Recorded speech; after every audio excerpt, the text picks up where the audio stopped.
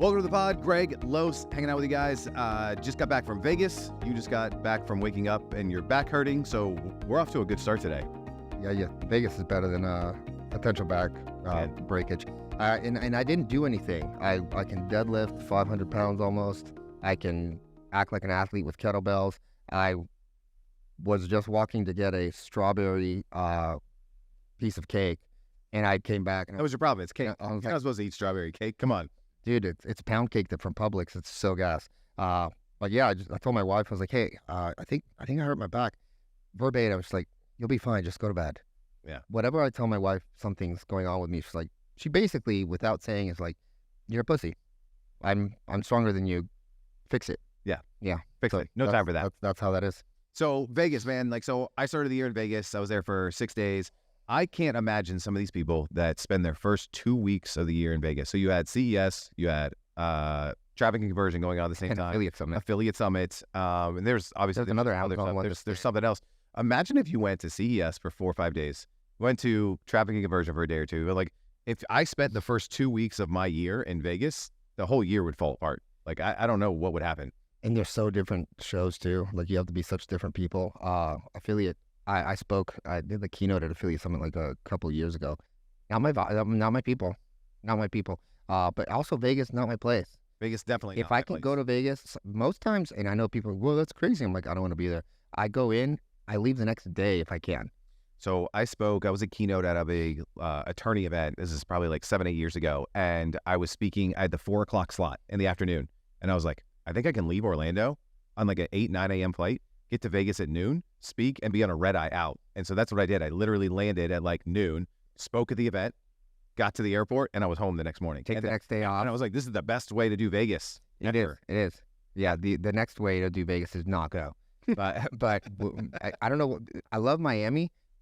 I will go out of my way not to go to Vegas for some reason. No, I think there's like, again, so Grommet had a booth at CES. So we were there in a big way, really big presence in Eureka Park, meeting with hundreds of brands. And so, I mean, I was on the floor from like 8 a.m. to like 8 p.m. every day. So like just working. But I do like the allure of some of the things outside of Vegas, right? Like let's go in the desert and ride the cars. Area 15 is pretty fire. Yeah, let's do some stuff like that. But yeah, I don't need to be at a bar or a club. No, I'm good. So talk to me about Vegas and what are you seeing on an e-commerce level that is going to be popping or that's coming up? Yeah, so CES we were in Eureka Park. So this is all the brands that launched between January 1st of last year, so 2023 through now. So all the brands are a year old or less. Yeah. Right. And I think this is really cool because you're seeing all the brands that have gone to market, a lot of crowdfunded Kickstarter, Indiegogo campaigns that are now a lot of tech that are now shipping. It's all hardware based, it's all tech stuff, and so much cool stuff. I think one of the big things is everybody is over-indexing on AI, VR, AR, all of that stuff, and just adding it to product and thinking that is the differentiator without it actually solving an extra problem. Like so many like sunglasses with, ChatGPT installed into it. I'm like, what? Why? Like when I could just go on my phone and, hey Siri, or like Bing, and using ChatGPT. Like I didn't fully understand like a lot of the USPs in a lot of these brands. So I think they're just over-indexing that, just like, hey, if I just throw AI onto my product, that's what consumers want. And I think that, to me, that was now there's a lot of cool brands we'll talk about in a second, but I think that's a big mistake that brands, I mean, it's what all brands do, right? Something's hot, something's sexy, I need to throw it into my product. It's like the seltzer world now. Every beer brand on the planet needs a seltzer because that's what's hot, not because it's actually what's good for your brand. I'll go ahead and say it. I think most of those brands will fail because it doesn't matter. I mean, it does to a degree. You got to be so different and an outlier, but at the end of the day, it's what we're talking about in one of our other episodes. It's community, dude. People want voyeurism, community, connection. AI is going to work on an ad level. AI is going to work in a lot of different things, but it's not here to solve every single problem in the world. People want the thing. There's 2 reasons you buy something, right? It makes you feel good about yourself, or it solves a pain. Yeah. Right? Like it's vanity or it's misery or pain that it's solving, right? And it's just more of is a commodity. Yeah. So I would say the thing that stopped me, so I walked by hundreds of booths. The things that stopped me were 2 things. What you just said, pain point. Whether it was my pain point or not, because I see products every day for Grommet. So on their booth, if their description was like, big pain problem solved, what in their version, stopped immediately, tell me more. Yeah. Right. If it was like luxury, like item have to have it, I kind of walked right past. And I think that was the big thing. So there was one really, really cool company, forget the name of it, but we're about to get them on Grommet, so I'm really excited for it. I do Starbucks a lot. We were just talking about it, right? I work at Starbucks. Get your laptop out. You got to go pee. What do? I stand up and take everything.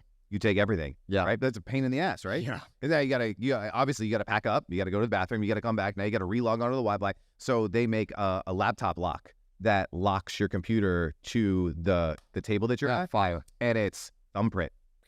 Lock, unlock. I'm in. Yes. All in. Yeah. All day. Like it was the coolest thing. And he showed me it, and it installs in like 1 second, because that was the other thing. I don't want to fiddle with this thing for 4 minutes. Why hasn't that it on yet?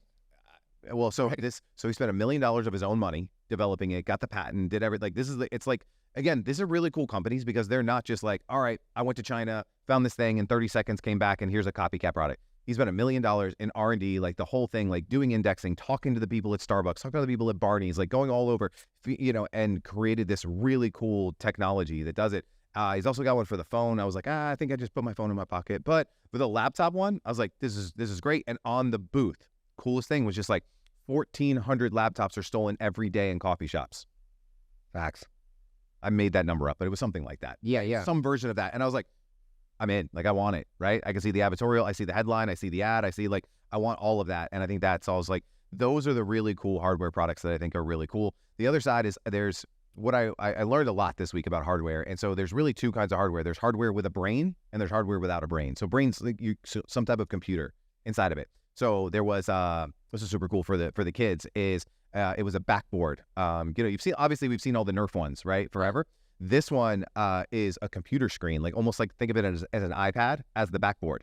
And it could actually see if me and you were playing. It knows when I shoot and score, and it knows when you shoot and score, without having to like set it up and configure it for 1 player, 2 player. It just auto recognizes the number of players, the number of points, has the time, has the score, keeps it. I was like, this is the jam. You can go back and look at your jump shot and see like how to improve it. You could see all of that. That's pretty right? cool. So you could see like launch angle of the shot. You can see it knew the distance, right? So so if you were cheating and like just dunking the whole time versus me shooting 3-pointers like from all the way in the back, and like it's just so cool. But it's got a brain, right? Like it has processing and computer and all kinds of stuff inside of it. And so, but even still, like I think the price point was like $99, and I was like, that's cheaper than I make. That's what I was talking about. Yeah, like super cool dude. And so like just that's really, really cool stuff. And then you would see something that's like, a projector. So you would hook your phone up, you put your phone into it, and it had like this like screen thing, and it, projected, right? So you could have your play YouTube or a movie or whatever, right, from your phone, and it could project it up on a wall. And I was like, all right, I'm in love with it. What's retail price? $29.99. What? As in $3,000. Oh, okay. Still same reaction though. Like what? Like, but on the opposite side, and I was like, that doesn't work. Right. Like I can't go to my wife and be like, hey, let's project movies in the backyard for $3,000. Yeah, like with a projector. Right. And so I think a lot of things, price point just needs to come down a lot of them. I know I just word vomited a lot, but I think the problem solution stuff I was like immediately attracted to from a DR perspective that I want to launch. And then just learning all about the facts that some products have brains and some don't. And I think most people in the eComm space that you and I have played with for a really long time, go to the plastics, go to the stuff that they can just easily create. But I think that stuff is going to be much more difficult to create differentiation in the marketplace and gain traction than the ones that go a little deeper and build real tech. So these guys, a lot of them have funding, some don't. Let me ask you, do they have a real go-to-market strategy, or is it just like, because a lot of them are just product guys, right? Yeah, they are. And so a lot of them will Kickstarter Indiegogo, like a lot of them, and they do really well, like millions of dollars. And that's when it goes, and then it goes, oh crap, now what do I do? Yep. Right? Because first is now they actually have to create the products. Like that's fire for you guys, Grommet though. 100%. That's exactly where we want to play. Is in the GTM space. Is like we want to be your go-to-market. Like now you have inventory, you've fulfilled your backers, you have a little bit of funding. How are you going to get your first 1,000 sales from not Kickstarter, from not friends and family? And that's where Grommet really wants to play. But going back to your go-to-market strategy, that would be my question. A lot of them were just like praying that someone from like Best Buy would show up and be like, I want to buy 20,000 of your units. And like That's not how that works. That's not how that works, right? At all. But that's also not a strategy. And so like I would talk to some of them, and again, a lot of prototypes, or like in the stage of like, all right, we just got funding with Kickstarter, Indiegogo, and now we're trying to make the product, and we're trying to like, do we license it? Do we do like, I'm like, how are you at CES and you don't know any of these answers? And I'm like, all right, well, are you guys on Shopify? And they're like, well, we haven't even thought of that. I'm like, oh my God, like, and again, I don't care the tool, right? Like we work with Shopify brands, but regardless, they're just like, we're not even ready to go direct to consumer. And so it's just an interesting play of a lot of people that are these product guys that don't understand business, that don't understand marketing, that they're just, they have ideas. And I'm super stoked that they got that idea off the ground, right? Because most people don't even get that far. No. But, you're going to spend all that time, all that money. And I'm sure these guys aren't just at CES. They're probably also going to the hardware show. They're probably also going to, other industry events. And they're just fingers crossed praying that somebody's going to come along and save their business. It's crazy, man. Like, we've both done a ton of everything, but in eComm now. And people, I have Walmart reps and Target reps and all that. And people are like, yeah, I want to be in Walmart. I'm like, not how that works. And they think that when you get into Walmart, Best Buy, all these things, that makes you money. Literally takes more money now from you. And already e-commerce is a game of like, inches. And when you do that, like you've got to pray that the test works out, and then you have to maintain that budget and stuff like that. You should send some of those people over to me, man, because Grommet pushes them up, then I'll scale them out. Yeah. We can sell them and stuff like that, because that's actually a great place to go, because they have budget, they can get more funding. It's easy to there's a lot of stuff we can do on all those things. But yeah, man, it's crazy. I've talked to a lot of product guys, and we're working on some AI stuff now, and the lead guy is a venture-back guy that came from France. And he's a product guy, even though he's like, no, I know they're obsessed with that one thing. They don't think about the next things. And there's so many people like that. I don't know how they end up. It's sad. Like I know that they don't end up making it and stuff like that, just because they don't have a real strategy, real inventory, all that management stuff, right? Like e-commerce is such a difficult thing. Maybe on the next episode we should kind of create like here's a 4-part plan. If you're just getting started after go to market, that actually would be a great episode. Yeah, I love that. So let me throw you a complete curveball. So I get to Vegas on Monday. It's Monday night. It's now 9:30, 10 o'clock at night. I'm getting ready to go to bed because I'm East Coast time. It's like I'm feeling like it's 1, 2 in the morning. Can you jump on a call? I need you to interview this dude tomorrow morning. And I'm like, all right, I have no idea what you're talking about, but jump on the call. And he's like, hey, I think he's in Manila and in the Philippines. And he was like, yo, or Thailand, and he's like, I have an opportunity tomorrow to represent CNN and interview Will.I.Am for his new launch with Mercedes-Benz, the new AMG he's launching. Like he created the whole thing, basically. And he was like, I need you tomorrow, 8 o'clock in the morning, to interview Will.I.Am. No. And I'm like, yeah, man, I'll make it happen. Like, send me the stuff. And so I get to this thing. It's called Brand Innovators, super cool event. I'm sitting I get there late because that's what I do. I'm in the back of the room. I have no idea what I'm walking into, by the way. I'm just like, I just know I'm Greg. I'm supposed to meet this person, Millie, and I'm supposed to interview Will.I.Am at like 9 a.m. For CNN. So for CNN Philippines. We're gonna say CNN. Yeah. And so I walk in the back of the room. I'm late. There's apparently it's an event going on. This Brand Innovators event, and Will's speaking at the event, and I'm supposed to interview him when he gets off stage. Well, I'm back of the room. I'm drinking my hotel coffee, and at the table next to me, I see the badge of the person next to me. One, I don't know why they're wearing a badge. When I tell you who it is, and it's the CEO of X, not Elon, but the actual CEO. And it's like, oh shit, you're the CEO of Twitter. Like, what's going on? Like, how are you? Like, and then they call her up, and she's literally the next speaker on stage. And I'm like, yo, this is like the craziest. Where am I? This is like the craziest event I've been to in a really long time.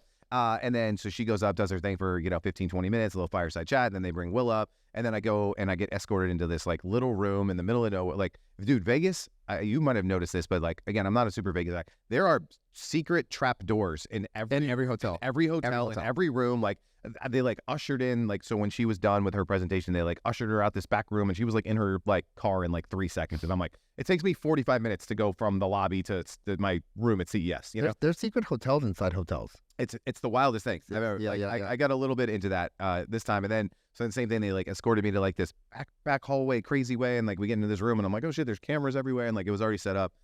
So I interviewed Will, and that was like he's like the coolest dude, like super. Obviously, everybody knows his music, but he is like savant, like when it comes to like AI, technology, the future. And so this is the craziest thing that I want to talk about is I asked him the one question that I needed for the show, which was the whole show was around the future of music. And so my interview I asked him the question. I'm like, all right, so Will, when you hear me say the future of music, what do you think about? And he said, the future of music, our kids will not know a Taylor Swift song that the entire world sings together. He says, They'll make their own songs. your daughter, through AI, will break up with some kid named Mike, and she will, through AI and through generative, Make her own Taylor Swift make sing. her own version of I broke up with Mike, I hate Mike, I want to stab him in the throat, and it'll be her own. And then she'll be like, now we're getting ready to go on spring break, and I'm going with my friends Jessica and Julie, and it'll be our playlist. Jessica and Julie are going to spring break, and he's like, that is the future. Everyone will have their own personal. I was like, that's the craziest thing I've ever heard in my entire life, because I'm a music guy. Me like, too. I know you too. Yeah. I was like, that is probably the craziest. But immediately I got it. But immediately I get it, and I'm like, but that makes so much sense. Why am I singing a breakup song, like a country music breakup song about, Susie, when, my wife's name is Jen, If I had time, I would do it now. Yeah. Like, me and you would there. I know you've thought for like 2 seconds, like, should I start a band? Should I be doing this right now? So anyway, that was the coolest thing. And again, just like there's so much happening out in the world. And then the other thing, and I think this goes true for D2C brands, I want to get your opinion on it too, is, so again, going to the music industry, I asked Will about like your team, right? So as a musician, you think about, I need a manager, right? I need an attorney. I need someone to help me book shows, like a booking agent kind of thing. And he's like, dude, You could just do Claude or ChatGPT. so that's out of it. But he goes, your music team now, you need a prompt engineer. You need, and he just went down the list of like, he's just like, dude, like if you don't have somebody that knows how to use Dolly, how do you think we're making images? Like, how do you think we're making graphics? How do you think we're doing this? How do you think we're doing that? It's like, you need a prompt engineer. You need a Dolly graphic designer. You need this person. Like, you need tech. Like, if you don't have a tech team around you, he goes, what do you need a music label for? He goes, Sony just fired 500 people. Like, go hire them. Go bring them on. Like, Facebook just fired like 1,000 engineers. Meta just fired like 1,000, laid off 1,000 people last week. Like, go hire them. He's like, those are the people that are going to build your music business. And it's interesting because like I started thinking about it from like the D2C side, and I'm like, he's not wrong. He's like, D2C brands need to hire those types of folks. We are so stuck in like, all right, well, we need to make a meta ad. All right, well, now we need a landing page. Now we need like, the future is going to look drastically different. So I just want to get your opinion on like that whole, I know I just word vomited. I know you're in a time crunch today. This is an entire next episode. 100%. Like this, because I have like what you just said. I'm like, oh, dude. So I'm gonna keep my real opinion later for that episode. So you guys definitely stay tuned, subscribe, and join the notifications for all the stuff that we're doing. Quick plug. But I get it so much, and yeah, I mean, I think you can take a team of 30 people. My friend just took a team. He's got an 8-figure business. Took a team of 25 down to a $7 million business with 4 employees and 80% revenue. And I totally, that plus this equals next week's episode, because I totally understand, and I'm going to come back with examples for that as well. I love that. Yeah. So drop some comments. We're a little all over the place today, but like if you guys were at CES, you saw a hot product at CES, drop a comment, let us know, and then ask your questions about like AI and using AI to grow your D2C e-commerce brand, and we'll try to hit those up next week as well. But that's going to be some fun stuff, man, because you can go down a rabbit hole real fast. Oh yeah, next week's going to be amazing, guys. So we'll tune in next week with you guys, and we'll see you soon. Bye.